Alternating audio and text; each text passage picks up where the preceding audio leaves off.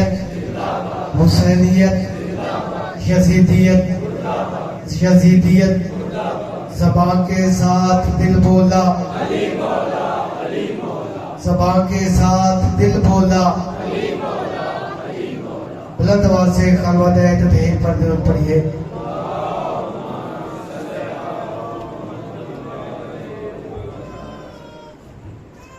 سورہ فاتحہ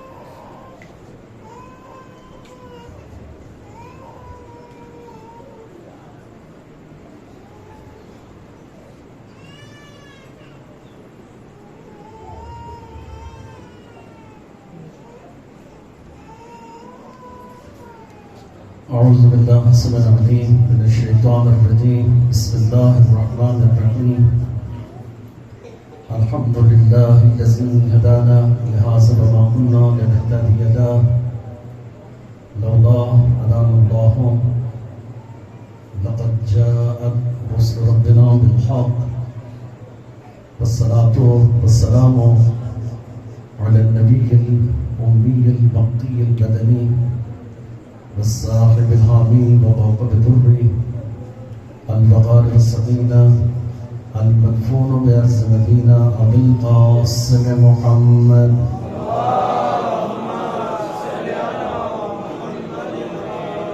وعلى آله الطيبين الطاهرين المعصومين ولعنة الله على أعدائهم أجمعين رب اشرح لي صدري ويسر لي أمري واحلل عقدة من لساني يفقهوا قولي قال الله تبارك وتعالى في كتابه المجيد والفرقان الحميد وقوله الحق من يعتصم بالله فقد هدي إلى صراط مستقيم درود پڑھیں بآواز بلند آپ سے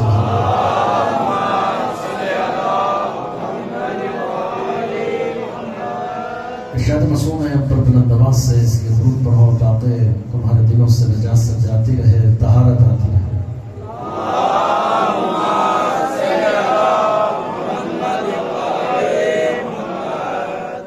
ارشاد رسول خدا ہے کہ جو شخص مجھ پر میری ضروریت پر بلند آواز سے درود پڑھتا ہے اور اپنے لبوں سے وہ درود گزرتا ہے وہ لب میری بوسگاہ بن جاتا ہے اس لیے مل کر کے بلند آواز سے درود پڑھیں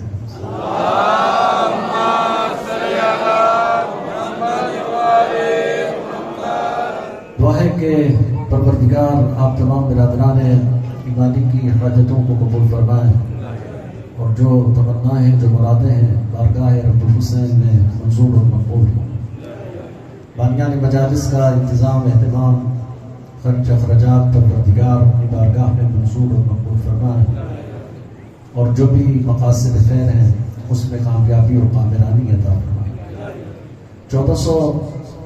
1444 ہجری کا عشر محرم آپ سماعت فرما رہے ہیں اور میری گفتگو آج تیسرے مرحلے میں داخل ہوگی اور ہم کوشش کریں گے کہ آج جس آیت کو موضوع سخن قرار دیا ہے اس کو لے کر کے آگے بڑھ سکیں ارشاد الہی ہے من یعتصم باللہ فقد ہدی الی صراط مستقیم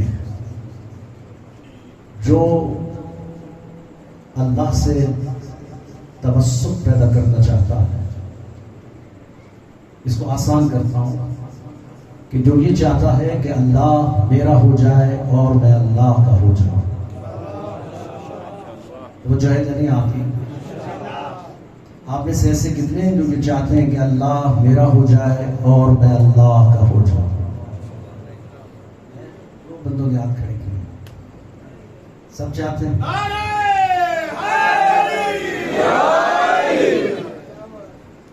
آپ سب چاہتے ہیں کہ اللہ میرا ہو جائے اور میں اللہ کو ہو جاؤں اس اللہ کو اپنا بنانے کے لیے انسان کیا کیا نہیں کرتا ریاضتیں کرتا ہے عبادتیں کرتا ہے مناجاتیں کرتا ہے کعبے کے طواف کرتا ہے رکوع و سجود کرتا ہے قیام و قعود کرتا ہے خانہ کعبہ کے طواف کرتا ہے اگر بھی اس کو لگے کہ اللہ میرا نہیں ہوا تو سر پہ ٹوپی رکھتا ہے سلوار چھوٹی کرتا ہے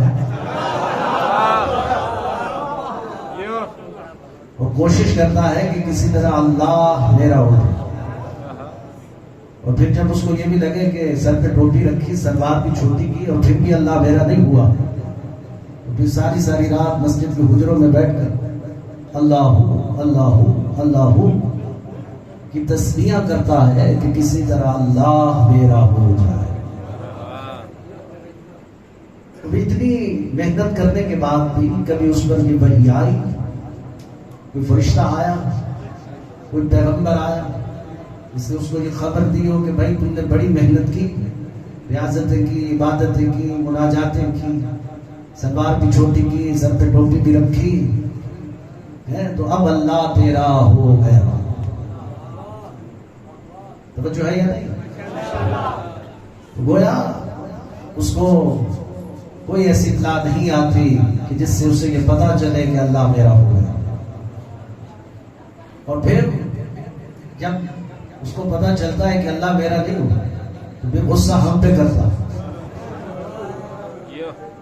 ہمیں تانے دیتا ہے. یہ جو تم علی علی کرتے ہو، کیا علی تمہارا ہے بھی صحیح یا نہیں؟ ہم نے کہا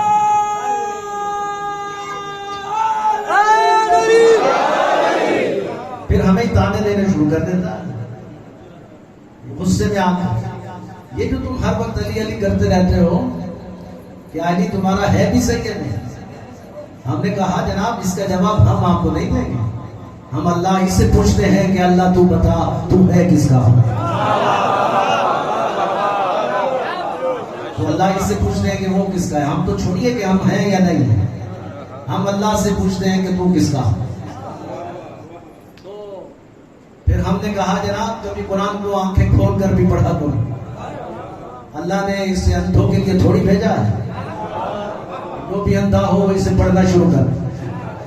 تو یہ قرآن کوئی اندھوں کے لیے بنائی گئی کتاب نہیں ہے، یہ نبیناؤں کے پڑھنے کی کتاب نہیں ہے. یہ قرآن بابصیرت لوگوں کے لیے بصیرت افروز درس ہے. اور قرآن چیخ چیخ کر کے کہتا ہے مجھے اٹھاؤ، مجھے اپنی گود کی زینت بناؤ، 2 ثواب ملیں گے. جب مجھے اٹھاؤ گے تو 2 ثواب تمہارے مقدر میں لکھ دیے جائیں گے، کیونکہ میں علی کا ساتھی ہوں. جس طرح قرآن دیکھنا ثواب ہے، اسی طرح علی کا چہرہ دیکھنا ثواب ہے.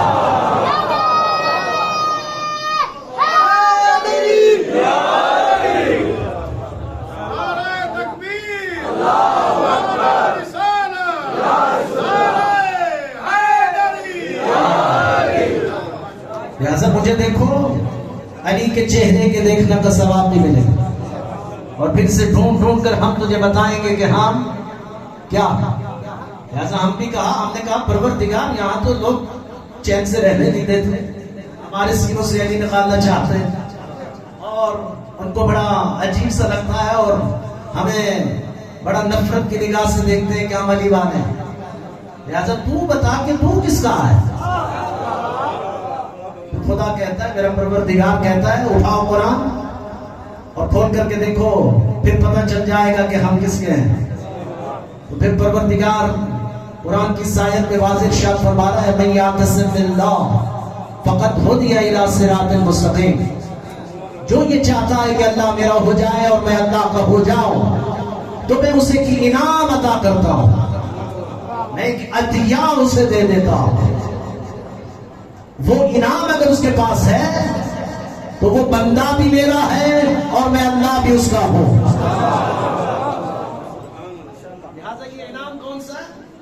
جو پروردگار بندے کو دے کے بندے کو اپنا بنا رہا ہے اور خود بھی بندے کا بن رہا. یہ کون سا انعام؟ آخر کون سا دیا؟ جو پروردگار دینے کے بعد بندے کو اپنا بنا رہا ہے اور خود بھی بندے کا بن رہا ہے. لہذا اس آیت میں اللہ نے وہ انعام اور عطیہ دیا، من یعتصم باللہ فقد ہدی الی صراط مستقیم. جو یہ چاہتا ہے کہ اللہ میرا ہو جائے اور میں اللہ کا ہو جاؤں تو میں اس کو صراط مستقیم کی جانب ہدایت دیتا ہوں. میں اس کو صراط مستقیم کی جانب ہدایت دیتا ہوں. یہ عطیہ اور یہ انعام صراط مستقیم کا ہے جو خدا بندے کو دیتا ہے اور وہ بندے کو دے کے بندے کو اپنا بنا رہا ہے، خود بھی بندے کا بن رہا ہے. یہ صراط مستقیم کیا ہے کہ جس کی جانب بندے کو ہدایت دے کے بندے کو اپنا بنا رہا ہے اور خود بھی بندے کا بن رہا ہے. تو میں اپنی کتابوں کے حوالے نہیں دوں گا. ملا شامی اہل سنت کے اکابرین علماء میں سے ہیں. جب ان سے پوچھا گیا کہ صراط مستقیم سے کیا مراد ہے کہ جس کی جانب خدا بندے کو ہدایت دے کے بندے کو اپنا بنا رہا ہے اور خود بھی بندے کا بن رہا ہے, تو ملا شامی کہتے ہیں کیا تم نے کوفہ کے منبر پر علی ابن ابی طالب کو خطبہ دیتے ہوئے نہیں سنا تھا کہ علی کہہ رہے تھے نہج الصراط مستقیم.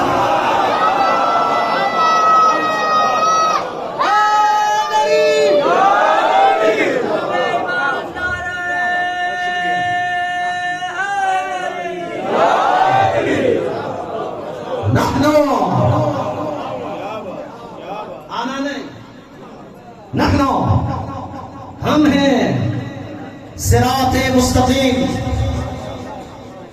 گویا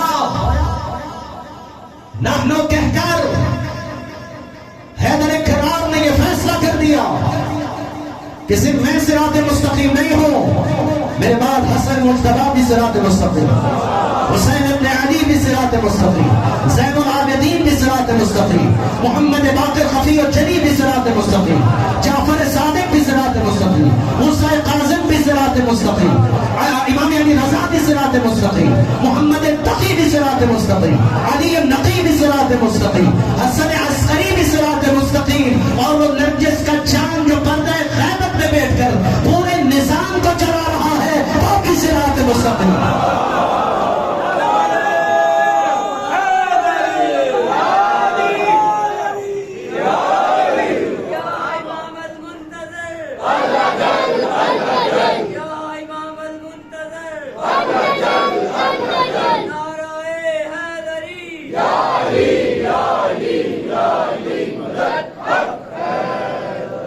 گھبرائے تو نہیں ہے؟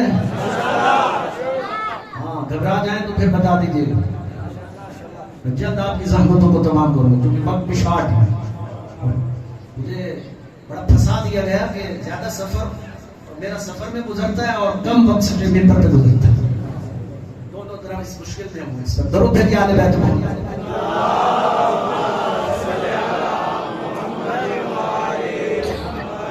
صراط مستقیم, ہم ہیں صراط مستقیم. پیغمبر اسلام صحابہ کا مجمع لگا ہوا تھا. مدینے کے سارے گروپ ڈال اور چودھری قسم کے لوگ بھی اس مجمع میں تشریف فرما تھے کہ پیغمبر اسلام نے اس آیت کی تلاوت فرمائی اور صراط مستقیم کا ذکر کر رہے تھے کہ گروپ ڈال اٹھا اور اس نے کہا یا رسول اللہ صراط مستقیم کون ہے, صراط مستقیم کون ہے. پیغمبر نے کہا بیٹھ جاؤ. پھر ایک شخص کھڑا ہوا, پیغمبر نے کہا بیٹھ جاؤ. پھر ایک شخص کھڑا ہوا, کہا کون ہے, پیغمبر نے کہا بیٹھ جاؤ. کہ اتنے میں مسجد میں علی داخل ہوئے کہ پیغمبر اسلام نے علی کی طرف اشارہ کیا, کہا پوچھنے والوں کھڑے ہو جاؤ, اب میں بتاؤں کہ کون ہے. یہ جو آ رہا ہے یہ صراط مستقیم ہے.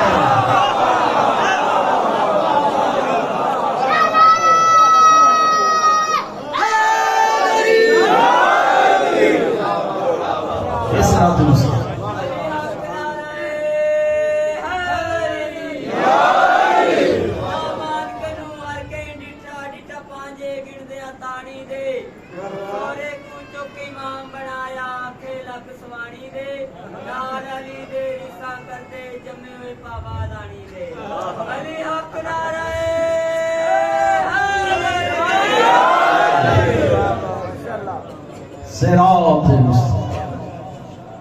جس کو میں اپنا بنا لیتا ہوں اس کو صراط مستقیم کی جانب ہدایت ہے.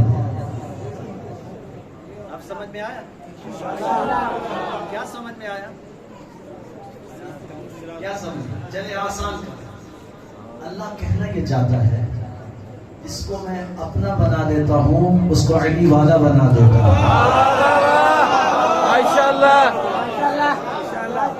اس کو میں اپنا بنا لیتا ہوں اس کو میں علی والا بنا دیتا ہوں. علی والے در اصل اللہ والے ہیں. سر پہ ٹوپی رکھنے کی، سلوار چھوٹی کرنے کی ہمیں کو ضرورت ہے؟ ہم تو علی والے ہیں، ہمیں پتا ہے کہ اللہ ہمارا، ہم اللہ کے،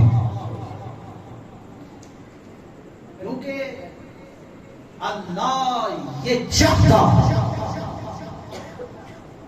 کہ اے اہل بیت محمد، میں کائنات کی کوئی شے نہ بناتا اگر آپ کو نہ بناتا۔ میں نے تو جو کچھ بنایا میں نے آپ کی محبت میں بنایا۔ یہ کائنات کا ذرہ ذرہ جن کی محبت میں بنایا گیا، ان کو صراط مستقیم بنایا۔ گویا محبت اہل بیت اسلام کی بنیاد ہے، اور مودت اہل بیت اسلام کی انتہا ہے۔ یہ دو الگ الگ مرحلے ہیں، انشاءاللہ اس کی تفصیل کا عرض کروں گا اور آگے بڑھیں گے انشاءاللہ۔ وقت نہیں ہے میں اس کی تفصیل میں جاؤں۔ اسلام جو اللہ کا پسندیدہ دین ہے، یہ دین اسلام ہے۔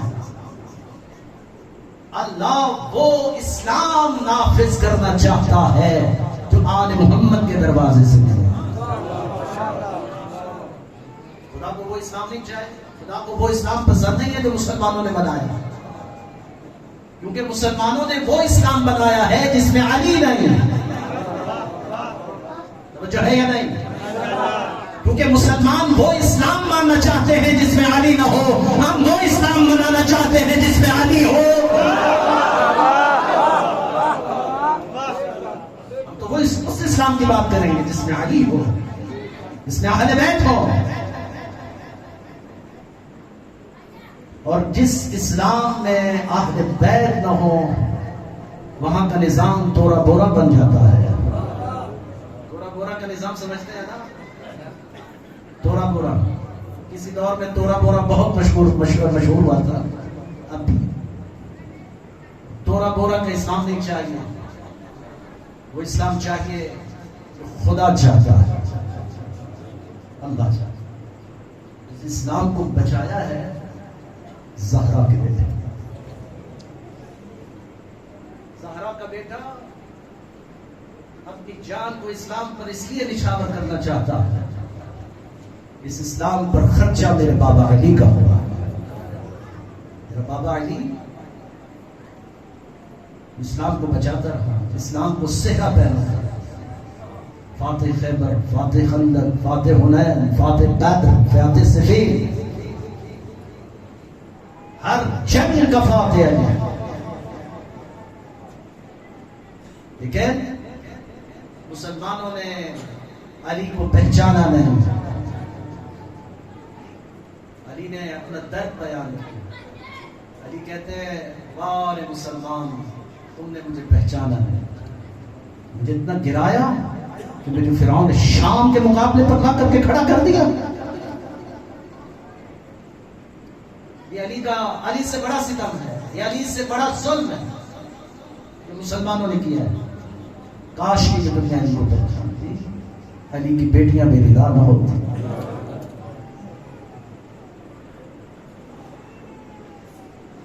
آزاداران، میں نے کل بھی عرض کیا تھا، یہ محرم رونے کا دن، کوشش کیا کرو کہ آپ کی آنکھوں سے آنسو آئے کریں۔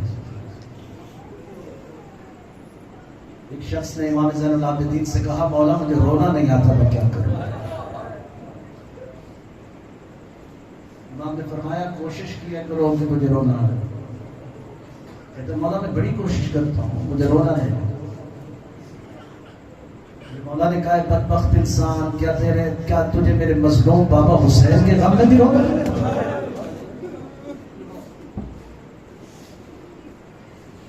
تڑپ کر کہتا ہے مولا ایسا نہیں ہے، میں جب آپ کے بابا حسین کی مظلومیت کو یاد کرتا ہوں مجھے بہت رونا آتا۔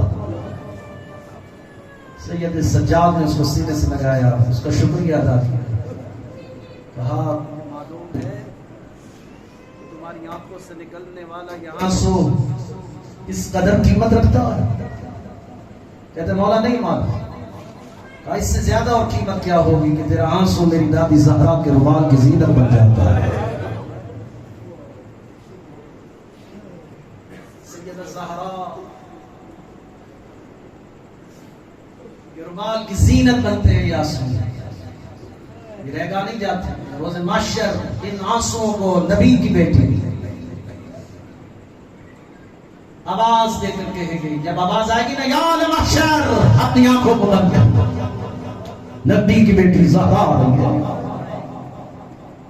ایک ہاتھ میں عباس کے کٹے ہوئے بازو ہوں گے، ایک ہاتھ میں علی اصغر کے جلا ہوا کرتا ہوگا، ایک ہاتھ میں وہ رومال تھاما ہوا ہوگا اور کہے گی پروردگار میرا صرف ایک ہی سوال ہے، ان مسلمانوں سے پوچھ کے بتا میرے اصغر کا کیا جرم تھا. شافعہ معاشر بن کر نبی کی بیٹی ان آنسوں سے آپ کی شفاعت کرے گی روز میں.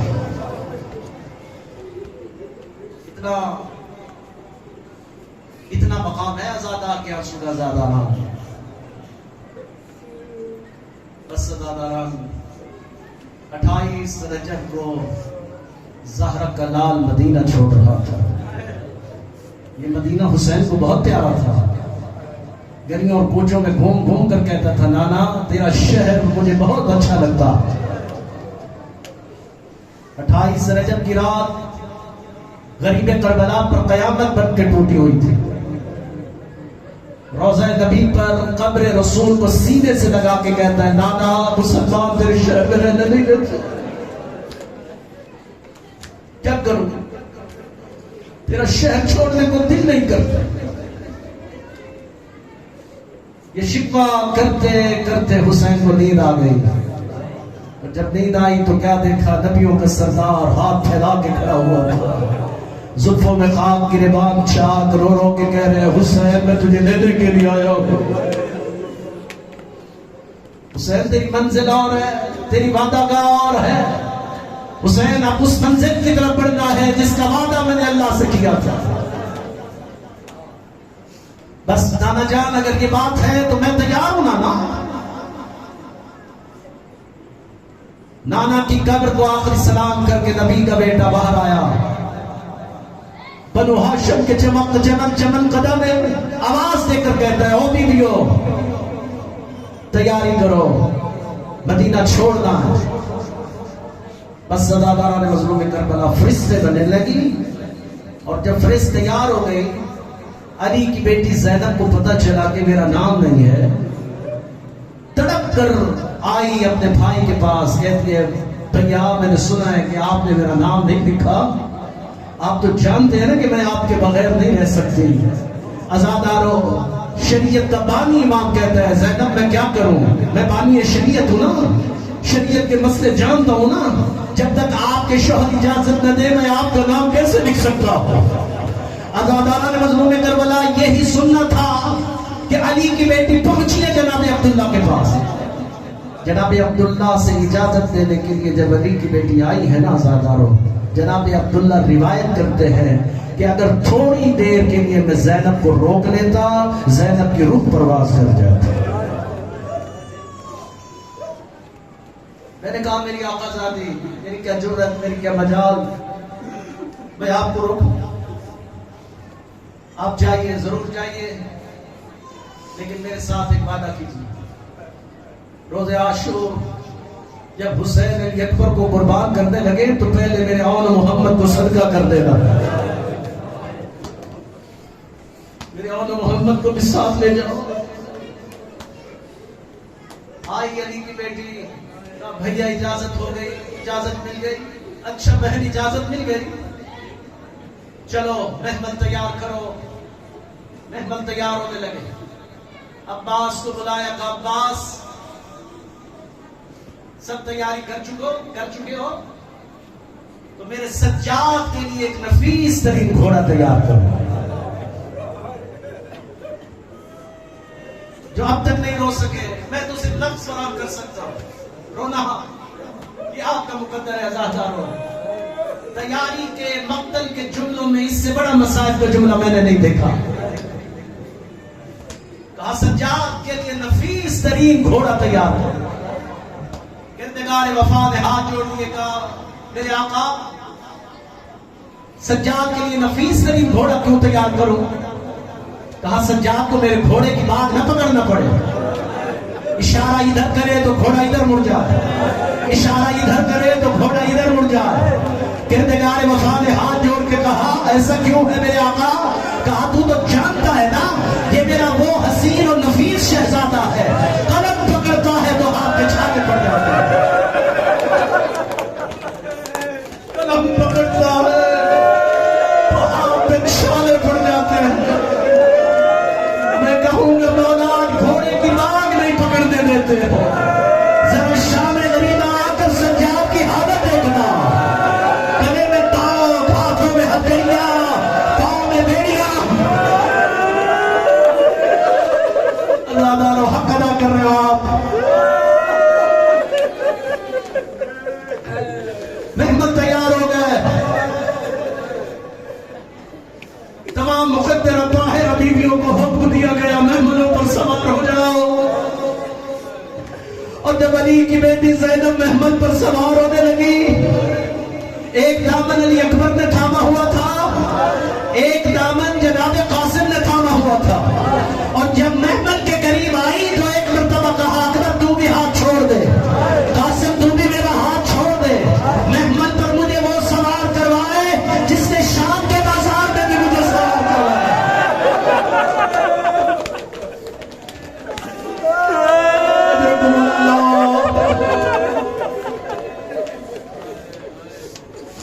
بس سزاداران مظلوم میں کربلا محمد تیار ہونے لگے. اب یہاں پر روکا ہے حسین حسن, اے بنو ہاشم رکو, میں آپ سے بات کرنا چاہتا ہوں. مقتل نے یہاں پر امام علی مقام کا ایک خطبہ لکھا ہے, ایک طویل خطبہ ہے جس میں میرے مولا نے اپنا مشن بتایا, اپنے اغراض و مقاصد بتایا, مولا نے ڈیوٹیاں لگائی. اور یہاں پر امام نے فرمایا میں نے 2 جہاد کرنے ہیں, ایک چھوٹا جہاد کرنا ہے, ایک میں نے بڑا جہاد کرنا ہے. تم میں سے کون ہے ایسا جو میرے ان 2 جہادوں میں حصہ دے؟ سب سے پہلا ہاتھ کھڑا ہوا سید سجاد کا. کہا بابا میں آپ کا بڑا بیٹا ہوں, میں بڑا جہاد کروں گا, میں بڑا جہاد کروں گا. لیکن بابا مجھے بتا تو صحیح چھوٹا جہاد کون سا ہے, بڑا جہاد کون سا ہے؟ عزادار و سجاد کو بلایا, سینے سے لگایا, زمین پر بیٹھ گیا زہرا کا نام.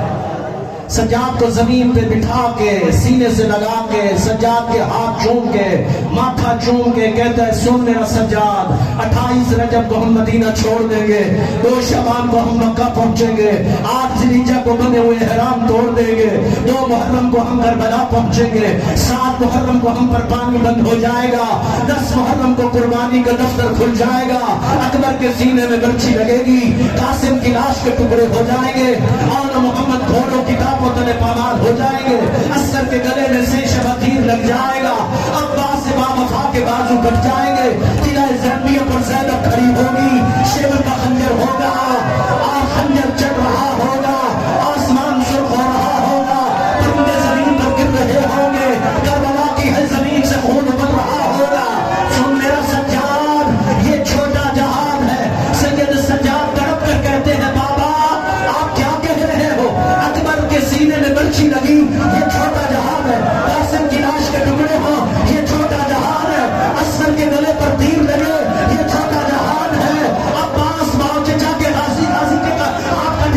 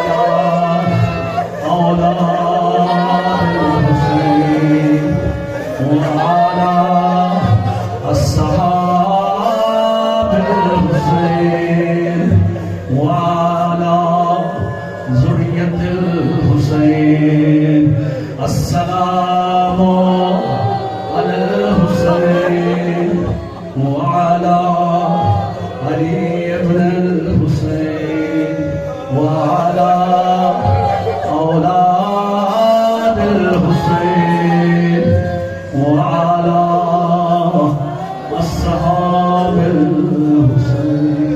خدایا ہمارے سب سے کو قبول فرما، ہماری کے چند لمحات عبادت میں شمار فرما، ہمیں محبان اہل بیت میں شمار فرما، ہمیں سیرت اہل بیت پر عمل پیرا ہونے کی توفیق عطا فرما، عالم اسلام کو سربلندی عطا فرما، دشمنان اسلام کو تباہ و برباد فرما. میرے مالک اللہ کریم اللہ ہمارے اس ملک کی محافظت فرما، آزاداران اسیر و شہداء جہاں جہاں آزاداری میں مصروف عمل ہے خدا ان کی جان مال عزت ناموس کی حفاظت فرما. کریم اللہ رحیم اللہ ہم سب پہ رحم فرما. میرے مالک اللہ بانیان مجالس کا انتظام اہتمام پروردگار اپنی بارگاہ میں قبول فرما. ہمارے قبلہ محترم قبلہ سید حضرت جواد صاحب مولا ان کو صحت قاملہ عاجل عطا فرما. ان کی طبیعت ناساز ہے، بیمار کربلا کے صدقہ میں مولا انہیں صحت قاملہ عاجل عطا فرما، ان کو شفاء کلی عطا فرما. اور بھی جو مومنین بیمار ہیں بیمار کربلا کے صدقہ میں مولا انہیں صحت قاملہ عاجل عطا فرما. سب کی خیر سب کا بھلا فرما. ہر دل کی صدا اور ایک تمنا ہادی دوراں وارث زہرا منتقم کربلا سرکار حجت ارواحنا الفدا کے ظہور میں تعجیل فرما، اور ہمیں جانثاران امام زمن میں شمار فرما، اور ان کے ظہور کی راہوں کو ہموار کرنے کی توفیق عطا فرما. ماتم حسین